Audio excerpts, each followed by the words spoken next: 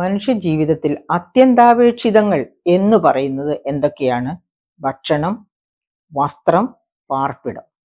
അപ്പോൾ ഒന്നാമത്തെ പ്രയോറിറ്റി ഭക്ഷണത്തിനാണ്. രണ്ടാമതേ വസ്ത്രം വരുന്നുള്ളൂ, മൂന്നാമതേ പാർപ്പിടം വരുന്നുള്ളൂ. ഭക്ഷണം കിട്ടി, വസ്ത്രവും കിട്ടിക്കഴിഞ്ഞിട്ടാണ് പാർപ്പിടത്തിന് വേണ്ടി നമ്മൾ തിരഞ്ഞു നടക്കുക. ഇപ്പൊ ഇവിടെ നമ്മൾ ഉച്ചക്കഞ്ഞി, സ്കൂൾ കഞ്ഞിയെ പറ്റിയാണ് ചർച്ച ചെയ്യാൻ പോകുന്നത്. അതായത് 1980കളിൽ തമിഴ്നാടാണ് ആദ്യം ഉച്ചക്കഞ്ഞി പദ്ധതി, മിഡ് ഡേ മീൽ സ്കീം തുടങ്ങുന്നത്. പിന്നെ അത് ഇന്ത്യ ഗവൺമെന്റ് ഏറ്റെടുത്തു. അങ്ങനെ ഇന്ത്യയിലെ എല്ലാ സംസ്ഥാനങ്ങളിലും നടപ്പാക്കാൻ തുടങ്ങി. പക്ഷെ ഇപ്പോഴും തെക്കേ ഇന്ത്യയിലാണ് ഈ മിഡ് ഡേ മീൽ സ്കീം, ഈ ഉച്ചക്കഞ്ഞി പദ്ധതി വളരെ നന്നായി നടത്തപ്പെടുന്നത്. ഇപ്പോഴും തമിഴ്നാട് തന്നെയാണ് കേരളത്തിലേക്കാളൊക്കെ മുൻപന്തിയിൽ നിൽക്കുന്നതും ഉച്ചക്കഞ്ഞി പദ്ധതിയിൽ. കേരളത്തിൽ ഈ അടുത്തിടെയായിട്ട് എന്ന് വെച്ചാൽ പോയ ഒരു 8-10 വർഷത്തോളമായി കാണും ഉച്ചക്കഞ്ഞി പദ്ധതിയിൽ പതുക്കെ ഇളവ് വരാൻ തുടങ്ങി. അതായത് അതിൻ്റെ ആ കാര്യക്ഷമത കെട്ടുപോകാൻ തുടങ്ങി. എന്തുകൊണ്ടാണ് കാര്യക്ഷമത കെട്ടുപോകാൻ തുടങ്ങിയത്? അത്ര രൂക്ഷമാണ് കേരളം അനുഭവിച്ചുകൊണ്ടിരിക്കുന്ന ധനപ്രതിസന്ധി. അപ്പൊ ഈ ധനപ്രതിസന്ധിയുടെ ഇടയ്ക്ക് ദൂരത്തിനും വകമാറ്റി ചെലവഴിക്കാനും ഒരു കുറവും വരുത്താൻ ഗവൺമെന്റ് തയ്യാറല്ല. കാരണം അതൊക്കെയാണ് അവരുടെ മുൻഗണനകൾ. ഈ സമൂഹം ആഗ്രഹിക്കുന്ന മുൻഗണനകൾ എന്ന് പറഞ്ഞാൽ കുഞ്ഞുങ്ങൾക്ക് നല്ല ആഹാരം ഏതാണ് നമ്മൾ ആഗ്രഹിക്കുന്നത്. അങ്ങനെ ഏതൊരു നല്ല സമൂഹവും ആഗ്രഹിക്കുന്നത് അങ്ങനെയാണ്. കുഞ്ഞുങ്ങളുടെ ആയുസ്, ആരോഗ്യം, ഭക്ഷണം, ആരോഗ്യമുണ്ടെങ്കിൽ നല്ല ആരോഗ്യമാണെങ്കിൽ നല്ല ഭക്ഷണം ആവശ്യത്തിന് ലഭ്യമാകണം. അതുപോലെ ആരോഗ്യ സുരക്ഷയും ഉറപ്പുവരുത്തണം. ഇത് രണ്ടുമുള്ള കുഞ്ഞുങ്ങളാണ് ബുദ്ധിയുള്ളവരായി, ആരോഗ്യമുള്ളവരായി, പഠിച്ചും അല്ലാതെയും ഒക്കെ മിടുക്കരായി വരുന്നത്. അപ്പൊ ഒരു മിടുക്കരുടെ ഒരു സമൂഹം വാർത്തെടുക്കാൻ ആഗ്രഹിക്കുന്ന ഏതൊരു സമൂഹവും ആഗ്രഹിക്കും അവനവന്റെ കുട്ടികൾ നല്ല ആഹാരം കഴിച്ച് നല്ല ആരോഗ്യ സുരക്ഷ വരുത്തി മുന്നേറണമെന്ന്. അങ്ങനെയാണ് നമ്മളും ഈ പറയപ്പെട്ട ഉച്ചഭക്ഷണത്തെ കാണുന്നത്. ഒരു ഉദാഹരണം ഞാൻ പറയാം. ഞാൻ 2008 വെള്ളമുണ്ട പഞ്ചായത്ത്, വയനാട് ജില്ലയിലെ ഒരു പഞ്ചായത്താണ്, ധാരാളം ട്രൈബൽസ് ഉള്ള ഒരു പഞ്ചായത്ത്. അന്ന് 2008 എന്നൊക്കെ പറയുമ്പോൾ അവിടെ അന്ന് തദ്ദേശ സ്വയംഭരണ സ്ഥാപനങ്ങൾ, ആ തദ്ദേശ സ്വയംഭരണ സ്ഥാപനം LDFന്റെ കയ്യിലായിരുന്നു. അന്നത്തെ വെള്ളമുണ്ട പഞ്ചായത്തിൽ ഞാനൊരു സർവേക്ക് വേണ്ടി പോയതാണ്. അങ്ങനെ സർവേക്ക് വേണ്ടി പോയ സമയത്ത് ഞാൻ മനസ്സിലാക്കി അവരുടെ ഉച്ചക്കഞ്ഞി എന്ന് പറയുന്നത് വളരെ കുട്ടികളൊക്കെ ഇഷ്ടപ്പെടുന്ന നല്ല സ്വാദിഷ്ടമായ ഉച്ചക്കഞ്ഞിയാണ്. എങ്ങനെ?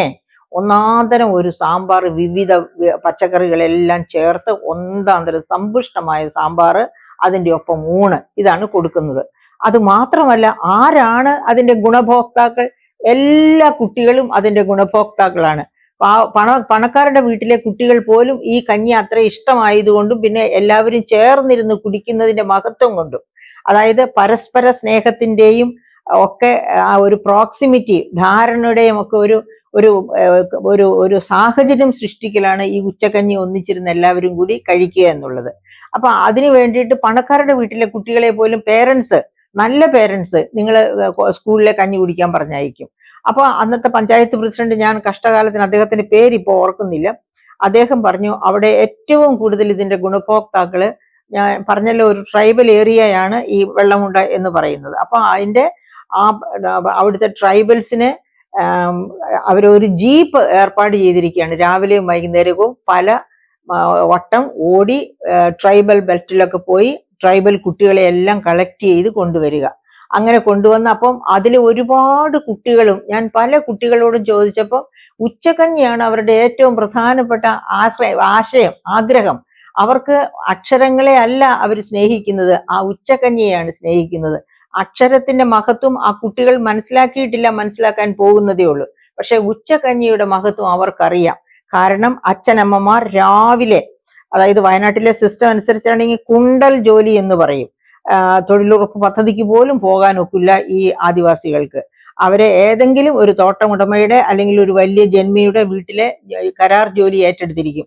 വർഷം 365 ദിവസം അവർക്ക് അവിടെ ജോലിക്ക് പോകാം. നക്കാപ്പിച്ച കൂലിയായിരിക്കും കിട്ടുന്നത്. ഇപ്പൊ അതിൽ മാറ്റം വന്നിട്ടുണ്ടാവും. 2008 വലിയ മാറ്റമൊന്നും വന്നിട്ടില്ലായിരുന്നു. അപ്പൊ രാവിലെ പോകുന്ന പേരൻസ് രാത്രിയാവും 6 മണിയാകുമ്പോഴാണ് തിരിച്ചെത്തുക. അതുവരെ ഈ കുട്ടികളുടെ കാര്യം ആര് നോക്കും? അവർക്ക് പട്ടിണി എന്ന് പറഞ്ഞാൽ വല്ല പഴങ്കഞ്ഞി എന്തെങ്കിലും ഇരിപ്പുണ്ടെങ്കിൽ പഴങ്കഞ്ഞിയും കാന്താരി മുളകും ആയിരിക്കും ഉള്ളത്. പക്ഷെ ഇവിടെ വന്ന ഒന്നാന്തരം ചോറും ഒന്നാന്തരം കറിയും. അതായിരുന്നു അവരുടെ ഏറ്റവും വലിയ പ്രേരണ. ആ കുട്ടികൾ തന്നെ എന്നോട് പറഞ്ഞതാണ് ഞാൻ നിങ്ങളുടെ സമക്ഷം പറയുന്നത്. അപ്പൊ അങ്ങനെ ഈ ഉച്ചക്കഞ്ഞിയെ അവഹേളിക്കുന്നവർ, ഉച്ചക്കഞ്ഞി എന്തെങ്കിലും കൊടുത്താൽ മതിയെന്ന് പറയുന്നവർ കേൾക്കാൻ കൂടി വേണ്ടിയാണ് ഞാൻ ഇക്കഥ പറയുന്നത്.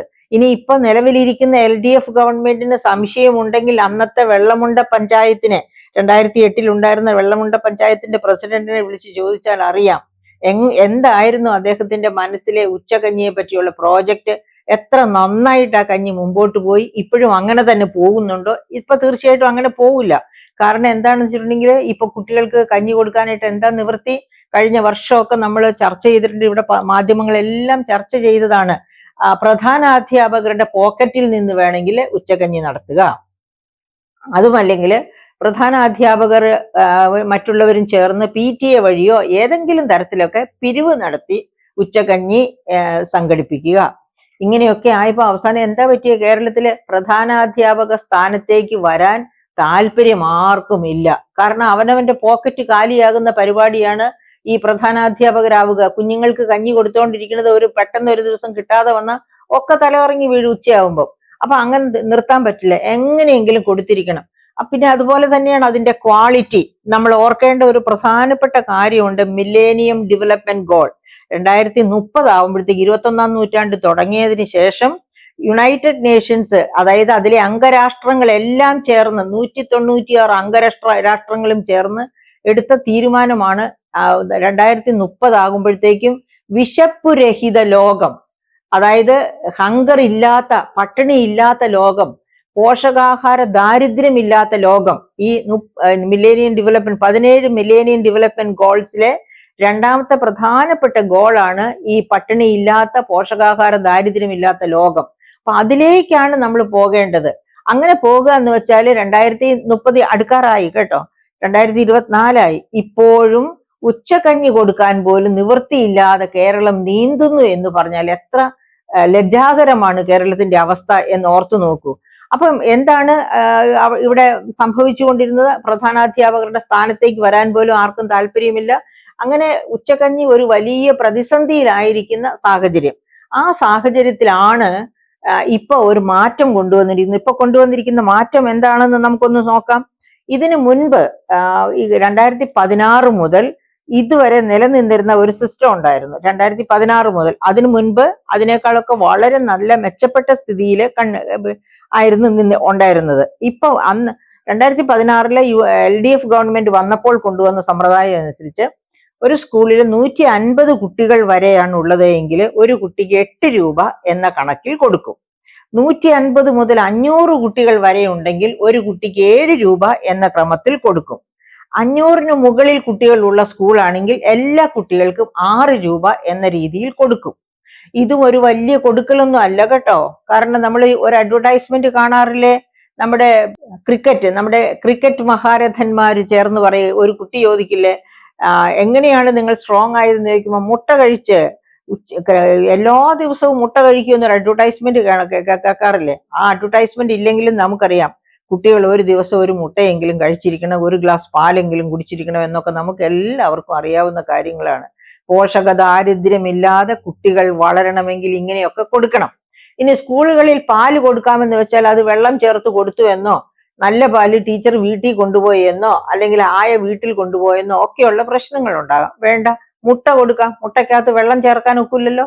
അപ്പൊ എല്ലാ ദിവസവും ഒരു കുട്ടിക്ക് ഒരു മുട്ട എന്ന രീതിയിൽ കൊടുക്കുകയാണ് എങ്കിൽ തന്നെ, അതായത് നമ്മുടെ സ്കൂളുകളിൽ, സാധാരണ ഗവൺമെന്റ് സ്കൂളുകളിലും ഒക്കെ പഠിക്കുന്ന കുട്ടികൾ ആരും വലിയ ധനിക ഗ്രഹങ്ങളിൽ നിന്ന് വരുന്നവരൊന്നുമല്ല. എല്ലാവരും സാധാരണ ശരാശരി കുടുംബങ്ങളിൽ നിന്ന് വരുന്നവരാ. അവരെല്ലാം, അതായത് മുട്ട വീട്ടിൽ ഉണ്ടെങ്കിൽ പോലും അത് കൊണ്ടുപോയി കടയിൽ വിറ്റ് കിട്ടുന്ന പണം കൊണ്ട് മറ്റ് അത്യാവശ്യ സാധനങ്ങൾ വാങ്ങിക്കുന്നവരാണ്. സ്വന്തം കുഞ്ഞിന് ഒരു ദിവസം ഒരു മുട്ട കൊടുക്കുക എന്ന് വെച്ചാൽ അത് പറ്റില്ല പല കുടുംബങ്ങളിലും. അത്തരം കുടുംബങ്ങളാണ് ഒട്ടുമിക്ക കുടുംബങ്ങളും. അപ്പൊ എന്താണ് ഗവൺമെന്റ് ചെയ്യേണ്ടത്?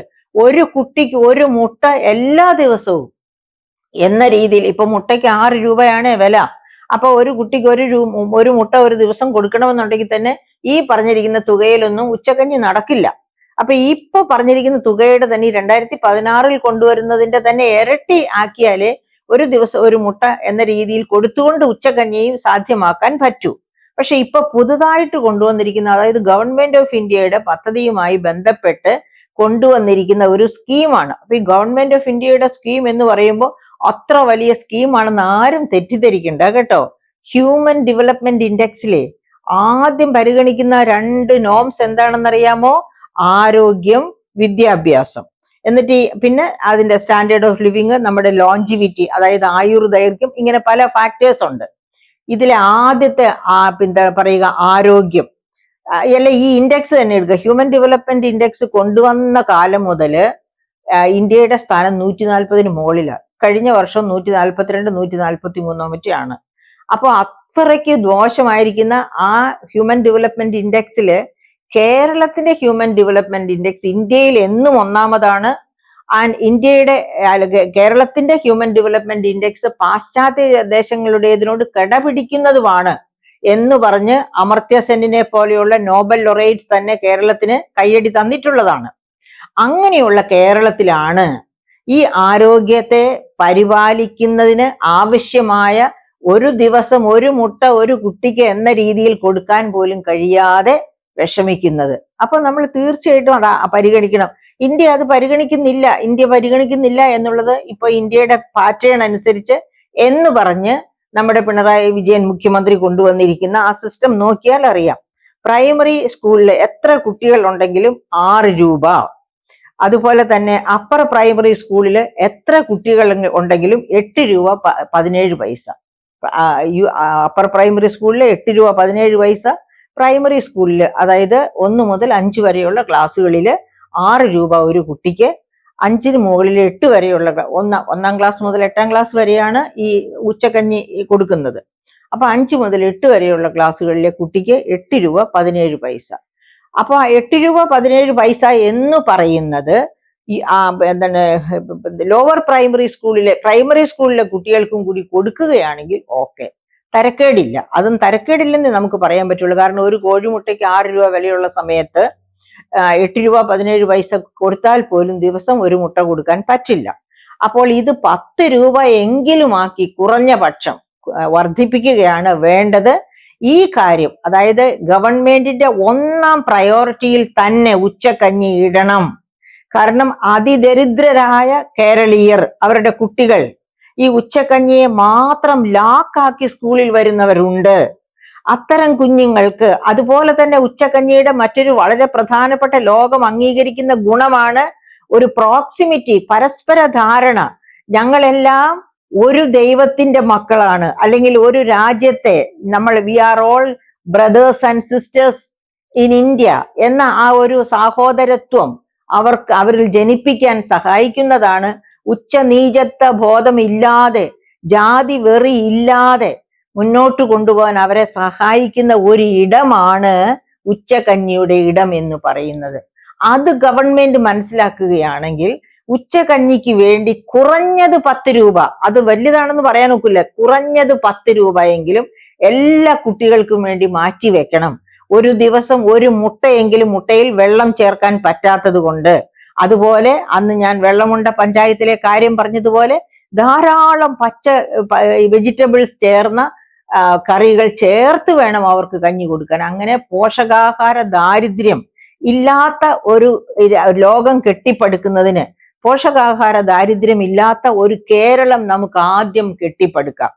എത്ര ഖജനാവ് കാലി എന്ന് പറഞ്ഞാലും എവിടെയൊക്കെ തടയ വെക്കണോ അവിടെയൊക്കെ തടവെച്ച് പണം സ്വരൂപിച്ച് ഈ കുഞ്ഞുങ്ങളാണ് നമ്മുടെ ഭാവി.